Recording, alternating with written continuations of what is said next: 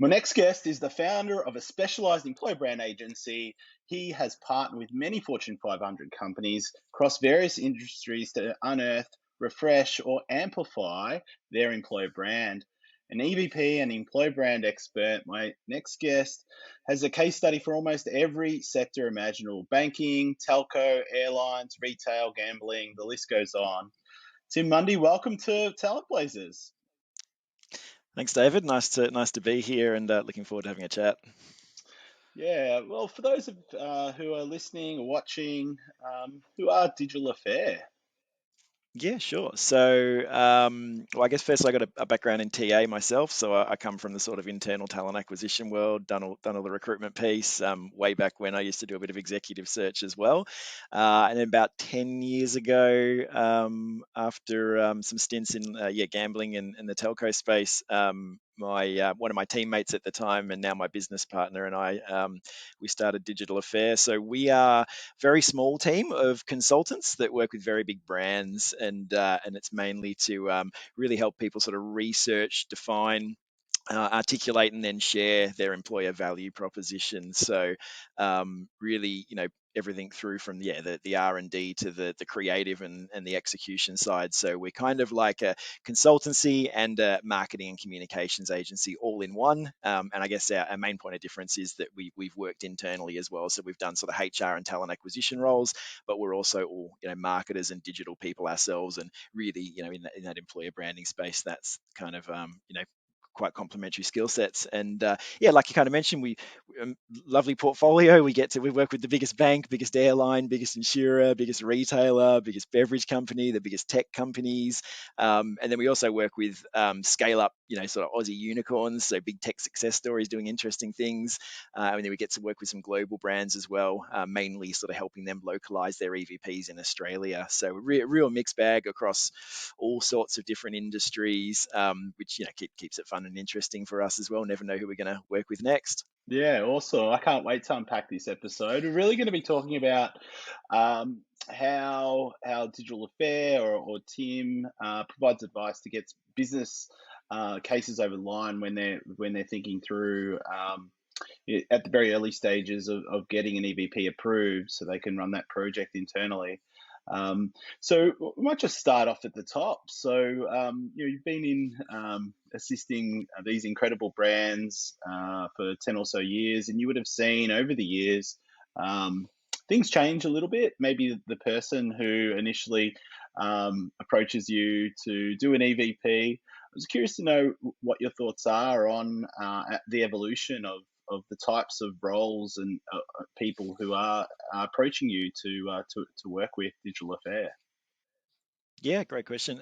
It's been a really interesting to watch actually because sort of we've been doing it since it was really first starting to get some traction internally. I think employer branding and EVP has been around since the late 90s, but really it was only sort of around sort of 2010 or maybe 10 years or so ago that I guess with the advent of social media and getting good at digital marketing as organizations and having that evolution of sort of talent acquisition itself sort of get everyone really focused on the employer branding piece. So it's COVID's definitely accelerated an audience change as well, which I found really interesting. But really, over the last 10 years, we've kind of gone from EVPs and employer branding being something that sit in the recruitment function and really gets owned and sort of executed within that space to being something now that our whole leadership team and the organization as a whole are kind of focused on and looking at. So really we've gone from sort of working in the industry that we came from. So when we first started Digital Affair, we'd spend all of our time working with talent acquisition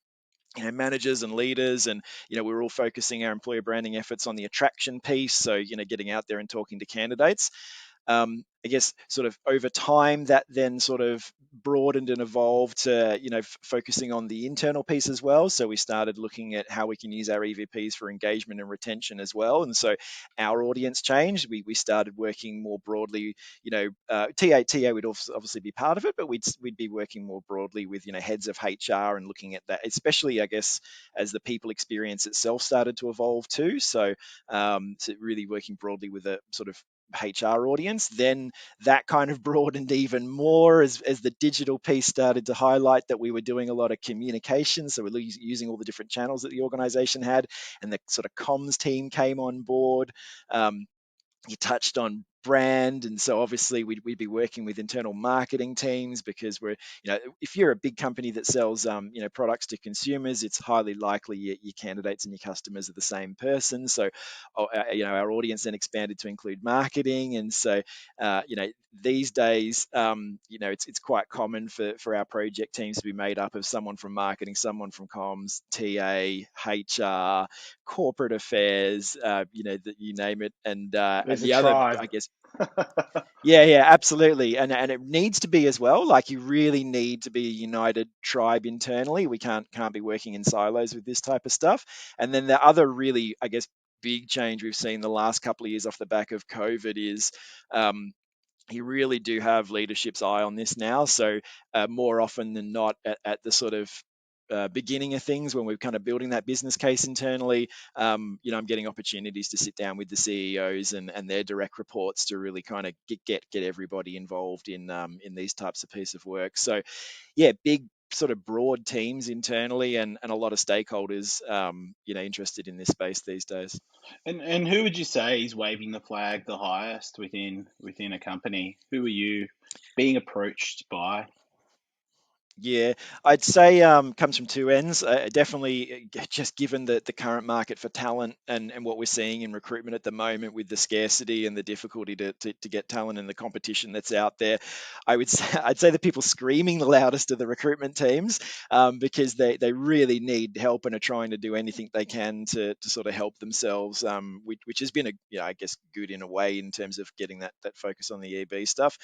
But we're definitely seeing a lot more coming from the comm space now. So it's pretty common for them to be sort of leading the charge here, and because comms, corporate affairs, they're really responsible for that voice internally and the voice externally, and all the channels that we want to be using, like I said. So quite often seeing which makes sense. Employer branding is speaking about your organization, so it makes sense that the people that are responsible for that voice, are looking to really come in and own this space as well. So, but it is a tricky one, because it kind of needs to be, especially in large organizations where things can be quite siloed. This is definitely a program of work that just can't have that. You need to have a team kind of all working together, and I guess feeling that equal part of ownership of this type of work.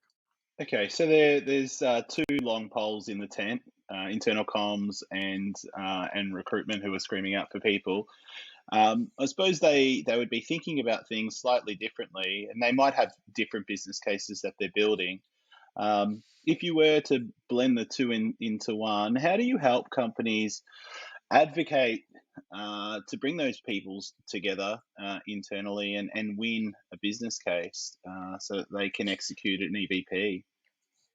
Yeah, well, actually, so firstly, what you touched on there is really important. Is I guess the comms and the TA people do have slightly different goals, but fortunately, they're the two things that employer branding does. So I think for comms, the goal is always more around things like raising general brand awareness, and things like reputation, and looking at those sort of longer term goals, things that you kind of build up slowly and manage.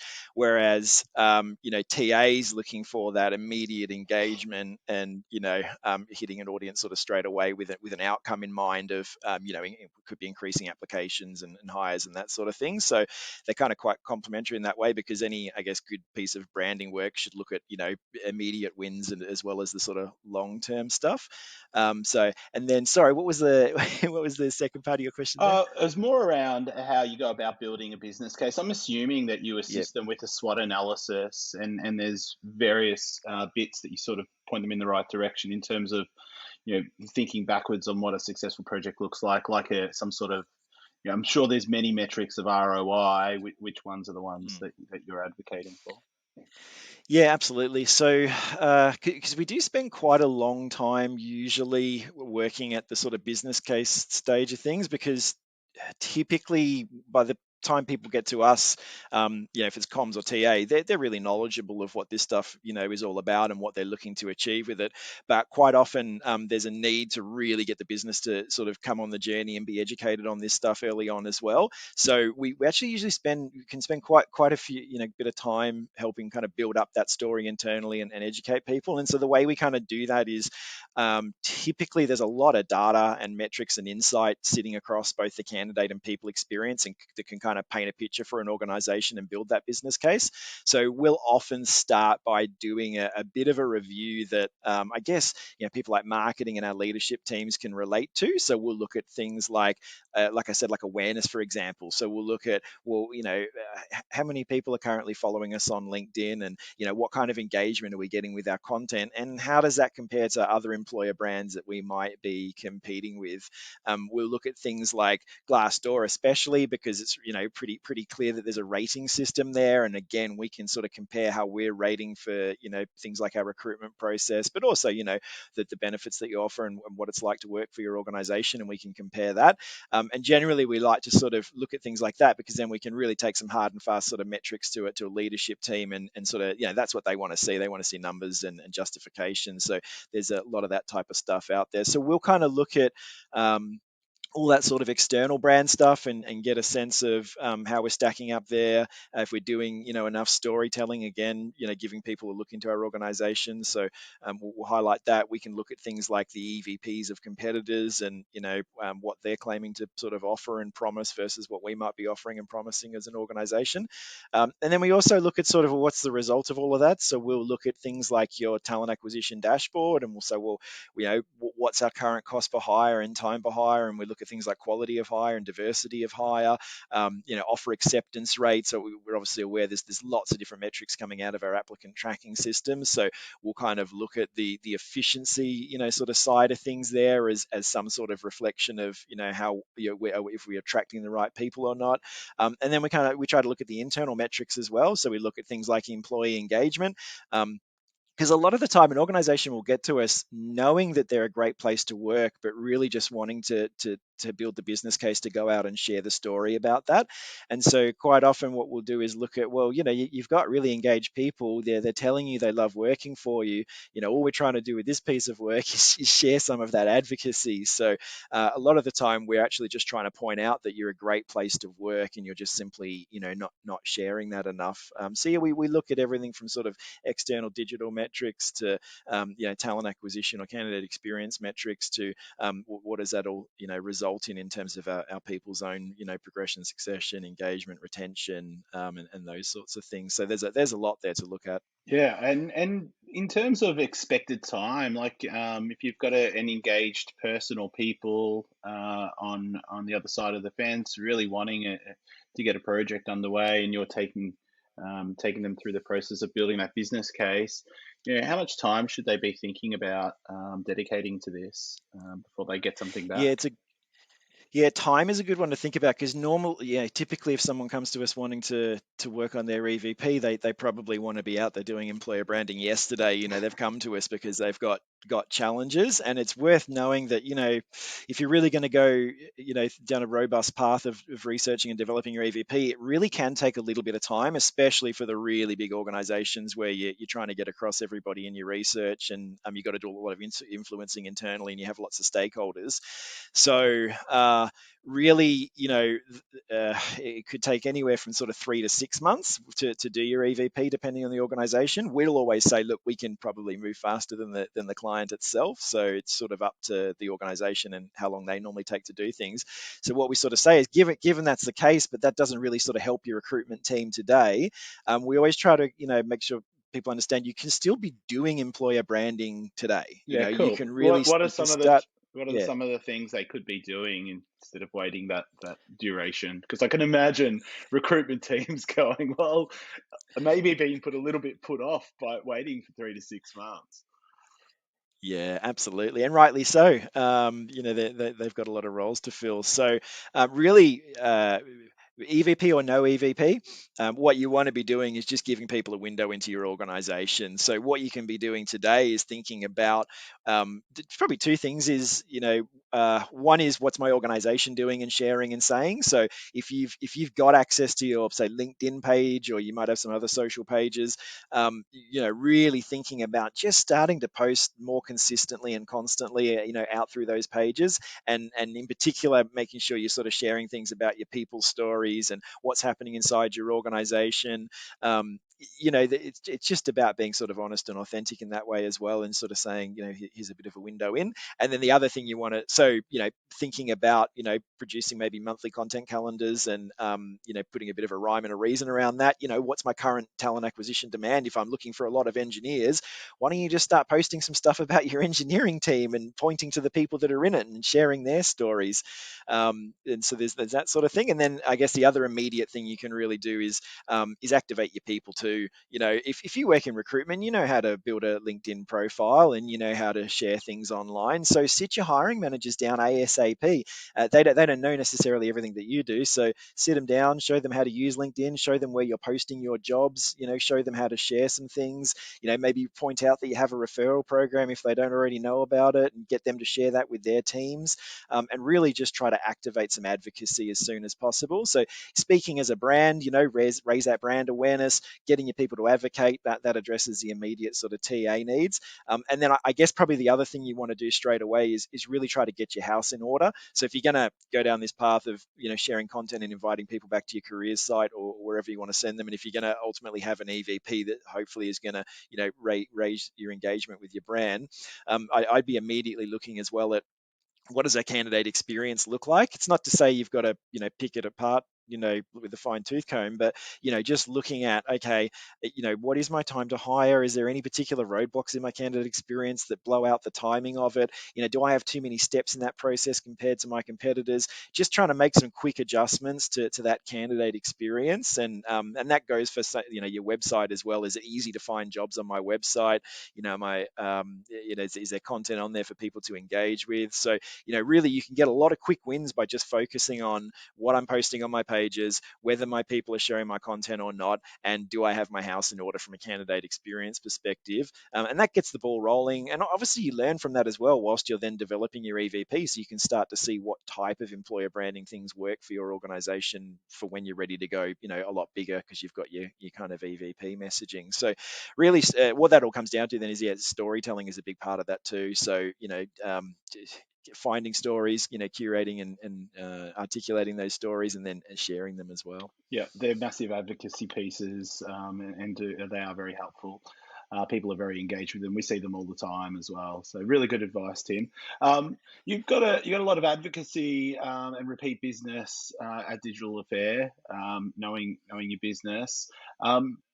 What do you tell people regarding an ROI on an EVP? Like, how should they be thinking about it? Apart from the metrics that you've mentioned, when does the dust settle post an EVP, when they can look in the review mirror and start to see those numbers change? Is there a certain time after an EVP's been executed that they should be reflecting back? Yeah, absolutely. So first thing we say is let's get all the benchmarks before we even go down the path of wanting to look at that in the future, so we know, sort of where we came from and where we got to. I also say that doing an EVP project itself, so doing the qual and quant research internally, is an employee engagement exercise in itself. You're generally getting people together that are representative of the talent that you love and want more of. You're involving them in a piece of work that's all about listening to them and hearing, from them about what they think, and ultimately, those people you got involved in that research, you want to become those advocates, externally. So really, you should start seeing, engagement, and therefore want to measure internal engagement right from the get-go, because that definitely has it's sort of a byproduct of just doing these pieces of work, which is just really nice. I guess activity is a big thing we want to see. So really, you want to do a bit of a sort of check of what does our current activity look like among our people online in terms of advocacy. So firstly, you'd be taking benchmarks on employee referrals, and you'd be hoping to see things like that going up. You'd be looking at, like I said, your ratings online, and hoping to see those go up. I really think cost is a big one as well. I always kind of say, if you're paying to do employer branding, you're either maybe rightly so, focused on a very niche talent community where you're having to really push your message in amongst many other competitors, and you might want to be sponsoring things. But beyond that, if you're paying to do employer branding, you're probably not quite where you want to be, because if employer branding and EVP has all been done properly, it really should be advocacy that's driving everything, and generally that shouldn't cost you anything. So if you're spending, so really what I'm saying is you really want to see your advertising bill come down. That should be a really good indication that your advocacy has been well activated and you've got an EVP that people are sharing. I suppose, yeah, the other thing you kind of want to really start looking at is things like your engagement and retention, and your success through hiring, and if that's all kind of working for you, and increases in talent pools, brand awareness, those sorts of things. Awards, we were just talking about this today, like even just realizing that you racking up best place to work awards, and you're getting on those lists, and you one of LinkedIn's most attractive employers. These are all really good benchmarks to understand sort of how you're tracking over time. But yeah, it's all the stuff that our leaderships and boards want to see. It's cost, time, efficiency, improvements in our processes. The other thing I like to see is that we've broadened the capability of our TA team as well. So we really want to go from that sort of transactional post and pray, that we still see today, to being that consultant and advisor to the business, that you're bringing the hiring manager into the process, as well as their team, and obviously like working all this sort of social and digital stuff into the TA roles as well. So yeah, a few things you can look at there. Yeah, and just last question, in terms of refreshing your EVP, like when do you think it's time to um, to to refresh it once it's already been, there's a really strong foundation, and some of those things that you're suggesting there, awards, best place, are sort of coming through. Yeah, we've really moved to trying and have to be updating our EVPs in real time. Through the process of doing the research, you should be identifying obviously like what your strengths and weaknesses and opportunities are, and so when you first kind of articulate what your EVP is, what I say is that that's just the list of things that you can say today. We know today we have a great culture. We know today that we've got great officers. But through that research, you might also be discovering what you're not so great at today, but you've got a whole piece of work in place to fix and improve that. And pretty soon that thing's going to be one of your strengths. And there's always going to be something coming onto that list, for forever kind of thing. So really what you want to be doing is constantly looking at updating your EVP, and tracking those things that you're improving over time. So we try not to sort of do an EVP, set it in stone for 12 to 24 months and come back and revisit it, particularly with scale up organizations, and just the acquisitions and mergers, and the rate at which some of these organizations change, is it's not good enough to wait a year and come back and see if things have changed. You really have to kind of try to keep track of it in real time. So a good strategy is just to work out, what can I say today, what did I learn I'm improving and working on, or do I need to go and focus on, and make sure that as we're seeing those things come to fruition, and improve and change over time, that we're immediately kind of adding that to the nice toolkit of things that we know we can say about our organization. So it's just kind of more like instead of refreshing it over time, it's consistently adding to it over time. Gotcha, gotcha. Well, Tim, it's been an absolute pleasure you joining me on Talent Blazers. Super interesting conversation and great to catch up with you. No, happy to chat, David. Thank you.